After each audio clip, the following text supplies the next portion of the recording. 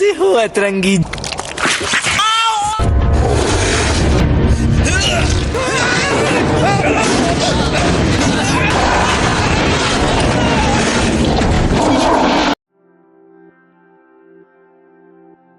Selamat malam Prama semua. Lagi pada ngapain nih?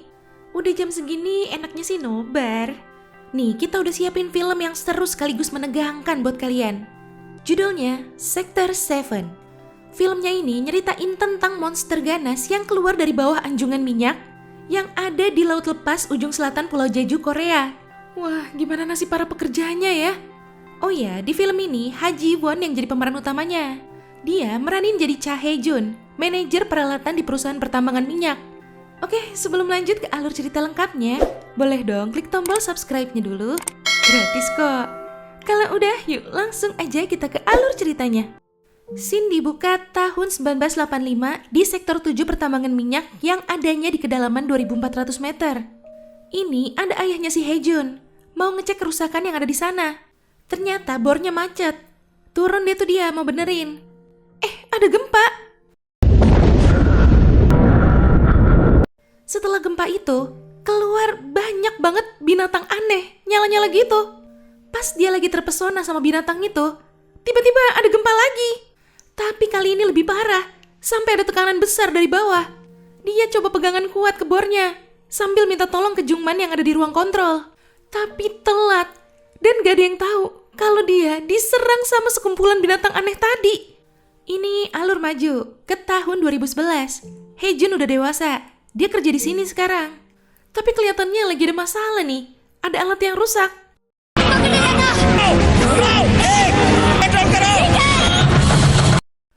Untungnya mereka berhasil ngatasin masalahnya. Ternyata gak cuma itu, sektor 7-nya juga bermasalah. Bornya kehalang batu. Muncul lagi tuh binatang yang dulu itu. Dibawa tuh ke lab. Kata Hyun Jung, si ilmuwan yang ada di lab, binatang ini tuh asalnya dari ekosistem kemosintetik. Dari ekosistem di bawah dasar laut. Tempat yang gak kena sinar matahari. Malah diambil dong itu sama si Chisun. Tiba-tiba. Sehat Ranggi. Dengan bibir jontornya, dia ngejar si Hyun Jung, mau ngasih kado. Dia suka sama Hyun Jung ternyata, tapi ditolak mentah-mentah. Hae Jun lihat, dia bawa tuh kadonya, terus nyamperin Hyun Jung. Pas mau dibuka, Hyun Jung langsung ngambil kadonya. Katanya itu punya dia. Dasar. Sore itu, semua pekerja diminta kumpul di ruang kontrol. In Hyuk, si kapten, ngasih tahu. Atasan mereka nyuruh mereka buat berkemas. Karena udah banyaknya kerusakan dan dinilai udah nggak ada minyak lagi yang bisa ditambang. Jadi pengeboran minyak di sini udah nggak bisa dilanjutin. Tapi Hae Jun nolak. Dia masih yakin bisa dapetin minyak di lokasi ini.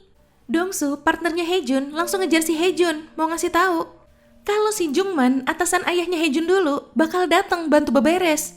Bener, nggak lama sampai nih si Jungman naik helikopter, sekalian buat jemput pekerja-pekerjanya.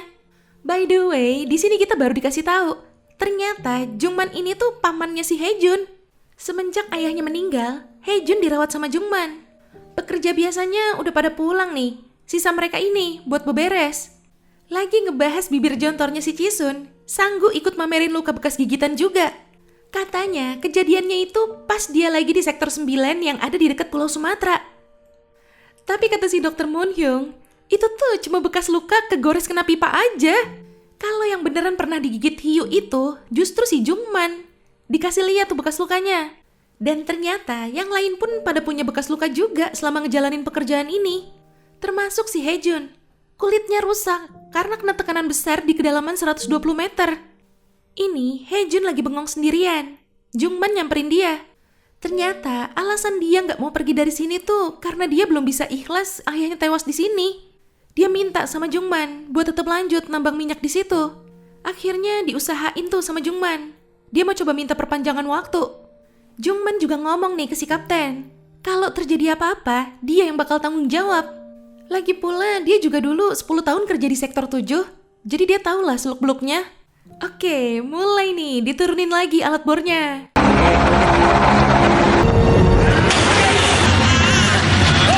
Nah ini alur maju lagi ke 3 bulan kemudian.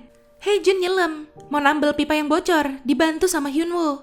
Sementara itu, yang lain pada benerin mesin yang rusak. Tiba-tiba roller tali yang buat nahan si Haejun sama Hyunwoo ada yang nyenggol.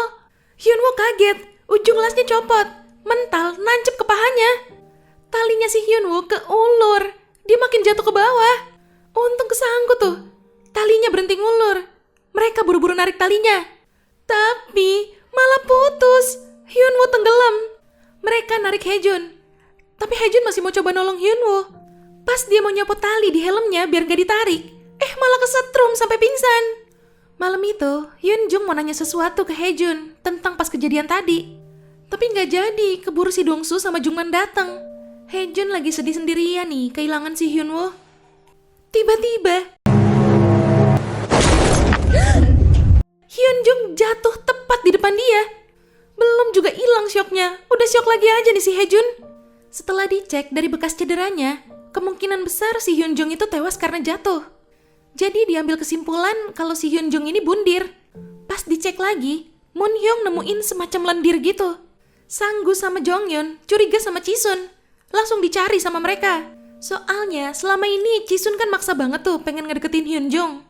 Jadi bisa aja kan si Jisun sakit hati terus berbuat nekat ke si Hyunjung karena ditolak terus. Tapi pas dibawa ke jasadnya Hyunjung, si Jisun aja baru tahu kalau Hyunjung meninggal.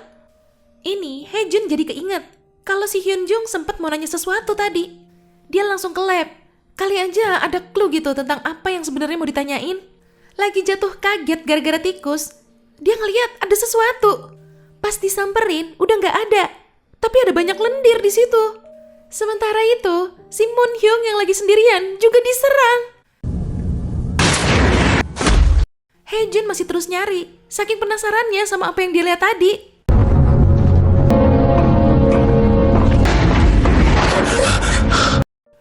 Kaget dong, papasan dia sama si kapten. Si kapten ngasih tahu kalau si Moonhyung udah tewas. Yang lain jadi pada langsung nuduh si Jisun lagi. Pada curiga kalau si Jisun ngebunuh Moonhyung biar gak ketahuan hasil tes lendirnya itu. Padahal itu si Jisun aja masih diikat ke tangga. Aduh, itu ada sesuatu yang ngedeket. Kelepas tuh ikatannya. Ngeliat Jisun udah gak ada, mereka jadi makin yakin kalau si Jisun yang ngebunuh Moonhyung. Tapi Haejun lihat ada jejak darah. Ada lendir-lendir juga, diikutin tuh arahnya. Ketemu nih, si Jisun yang lagi pingsan tiba-tiba sadar pas Haejun mau megang dia. Di situ si Jisun bilang, ada monster di sini. Abis itu dia langsung kabur, saking ketakutannya. Mereka mencar nih nyari si Jisun. Baru juga mau jalan, monsternya lewat tuh di depan Haejun sama Dongsu. Jisun yang kabur sendirian, dihadang sama tuh monster. Akhirnya dia tewas. Sementara itu, Haejun sama Dongsu nemuin sarang monsternya. Jasad-jasad teman mereka juga pada dibawa ke situ. Di sisi lain, ini lagi pada nyoba ngubungin ke kantor pusat. Tapi nggak bisa. Mungkin karena lagi badai juga, jadi saluran komunikasi terputus.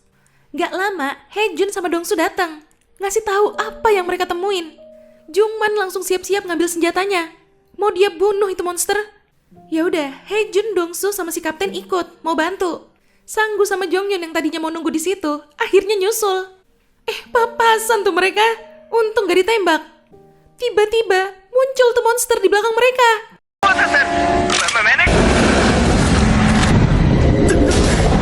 Mau ditembak tapi kehalangan box-box. Mereka disuruh mindahin box-boxnya dulu. Salah denger dong. Dibilang boxe, dia dengernya bakso, yang artinya tuh tepuk tangan. Jaldi bakso. Jonghyun mau ngangkat Sanggu, malah jadi dia yang kakinya ditarik. Dilempar itu dia. Dan sekarang Sanggu yang kena jerat. Kena tembakannya, si Sanggu jadi kelepas. Mereka berdua selamat.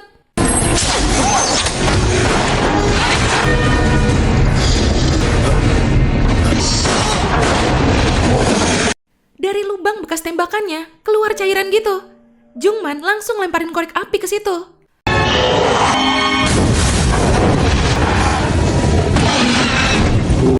Sempet kebakar sih, tapi masih tetap ngejar. Mereka buru-buru kabur, turun pakai lift. Tuh monster ikut lompat ke atas liftnya. Aduh, lidahnya nerobos kaca liftnya nggak tuh? Mereka pada diam, biar nggak ketahuan. Tapi tuh lidah kepancing sama darah di kakinya Jonghyun. Pas tuh lidah menyerang si Jonghyun, langsung ditebas sama Haejun. Mereka lanjut nurunin liftnya. Abis itu ngobatin kakinya si Jonghyun dulu. Ini tiba-tiba si kapten curiga sama Jungman. Dia nanya, sebenarnya apa tujuan Jungman? Soalnya dia nanya ke kantor pusat, katanya si Jungman tuh secara sukarela datang ke sini. Ternyata dia juga merhatiin, kok tiba-tiba Jungman ngelempar korek api pas kulit monsternya bolong kena tembakan? Seakan-akan Jungman kayak udah tahu gitu kalau cairan yang keluar dari monster itu cairan yang mudah kebakar. Dan korek api yang dia pakai itu ternyata punyanya si Hyunjung. Kok bisa sama dia ya? Udah gak bisa ngelak lagi. Akhirnya Jungman nyeritain semuanya tentang kejadian 20 tahun lalu, di mana ayahnya Haejun juga masih kerja di situ. Binatang aneh ini kalau dibakar tuh bisa nyala selama 30 jam di suhu 1200 derajat Celcius. Dan mereka pikir itu bisa jadi bahan bakar jenis baru kan? Tapi ayahnya Haejun kurang setuju. Karena ini kan makhluk hidup ya, lebih baik dibebasin aja. Gak lama dari pembahasan itu, baru deh tuh kejadian di mana ayahnya Haejun tewas. Setelah kejadian itu, sektor 7 ditutup. Dan baru dibuka lagi tahun lalu. Pas dibuka lagi ini, Jungman mulai ngejalanin proyek rahasia sama Hyunjung. Mereka ngembangin satu binatang aneh itu. Tujuannya ya biar dapat suplai minyak banyak. Sampai suatu hari, tiba-tiba makhluk itu malah berubah jadi monster ganas. Jungman juga akhirnya ngaku kalau dia yang gak sengaja ngedorong Hyunjung. Pas si Hyunjung bilang dia mau ngasih tahu tentang monster itu ke yang lain. Marah dan kecewa banget nih si Haejun sama pamannya. Lagi ribut-ribut, tuh monster tiba-tiba udah di depan kaca.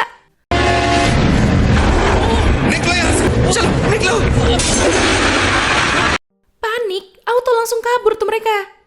Si Jungman ketarik.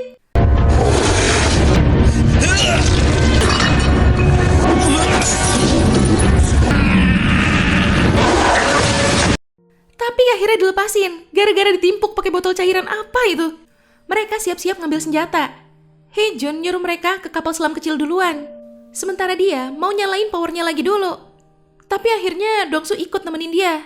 Mereka sampai nih di ruang mesin buat nyalain powernya. Mana di situ sarangnya si monster lagi. Itu monsternya di bawah mereka bertiga.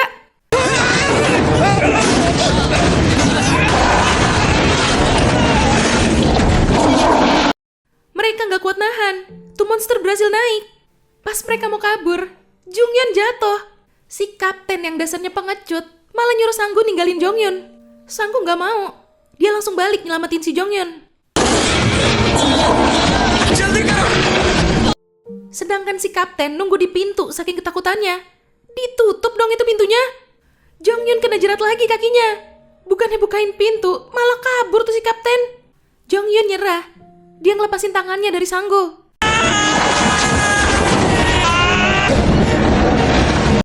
Abis bawa kabur Jonghyun, monsternya balik lagi. Sanggu juga akhirnya tewas. Ditusuk kepalanya sampai tembus. Sementara itu, si kapten kabur duluan naik kapal selam kecil. Belum juga jauh. Tiba-tiba, tuh monster udah ada di atas dia. Tewas juga di akhirnya. Di sisi lain, si Jungman ngaktifin peledak yang ada di anjungan ini. Haejun sama Dongsu mau matiin. Tapi gimana caranya?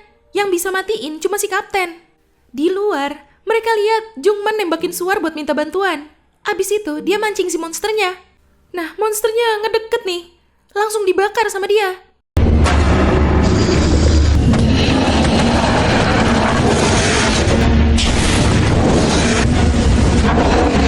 Tapi nggak mempan. Ditusuk mulut monsternya pakai besi, masih nggak mempan juga.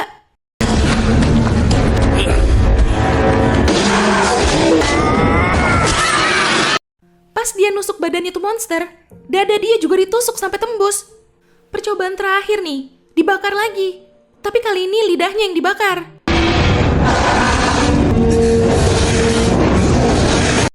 Kebakar banget sih itu. Tapi Jungman juga kebakar. Tewas dia. Nih monster mau nyemplung ke air. Tapi masih sempet-sempetnya loh narik si Dongsu.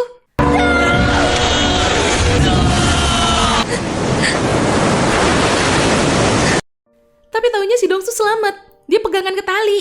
Dia minta ditarik talinya.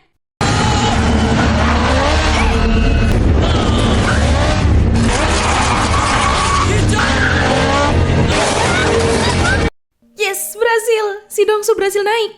Sementara itu, kelihatan di waktu peledakannya sisa 9 menit lagi. Mereka harus buru-buru pergi dari situ. Udah seneng, tiba-tiba tuh monster nongol lagi di belakang Dongsu.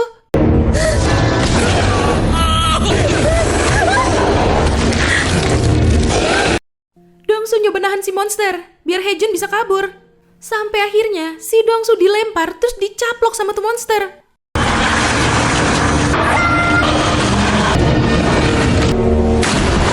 Naik lagi nih monsternya. Haejun udah siap-siap naik motor. Digocek itu. Si Haejun berhasil ngambil pistol suar. Ditembak tuh monsternya. Gak mempan lah ya. Haejun kabur lagi, ngelewatin celah besi nih.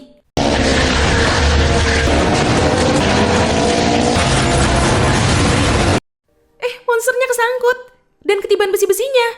Haejun ngambil kesempatan itu. Dia ngarahin motor ke arah si monster. Motornya diaduin ke monster itu dan meledak. Tapi masih hidup ternyata. Ah, gile. Haejun kabur, ngumpet di salah satu ruangan pas tuh monster datang. Pelan-pelan dia buka tuh pintu keluarnya biar tuh monster keluar dari situ. Pas dia keluar ruangan mau ngecek, tiba-tiba nongol lagi tuh monster.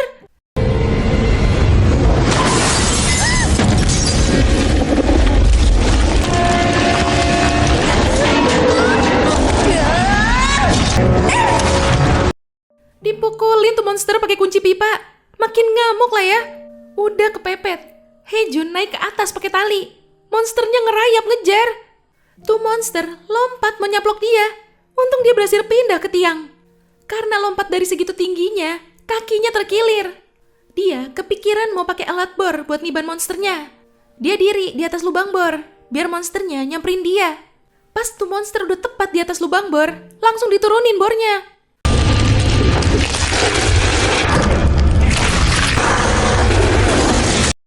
Udah ketumbuk, masih bisa loh dia narik kakinya si Haejun.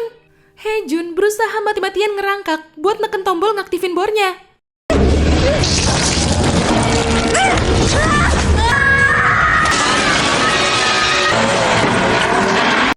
Berhasil, digerus bor tuh monster. Dan pas banget, peledak di anjungan minyaknya mulai meledak satu persatu. Haejun langsung naik motor buat terjun ke laut. Di akhir scene, Haejun selamat. Dia nembak suar lagi. Gak lama, tim penyelamat sampai. Dan Haejun berhasil diselamatin. Apa lagi nih? Mungkin ini scene udah selang beberapa lama kali ya. Si Haejun turun lagi ke sektor 7. Haejun mungkin mau sekedar mengenang karena masih sedih kan ya kehilangan rekan-rekan kerjanya. Ya, itu tadi alur cerita dari film Sector 7.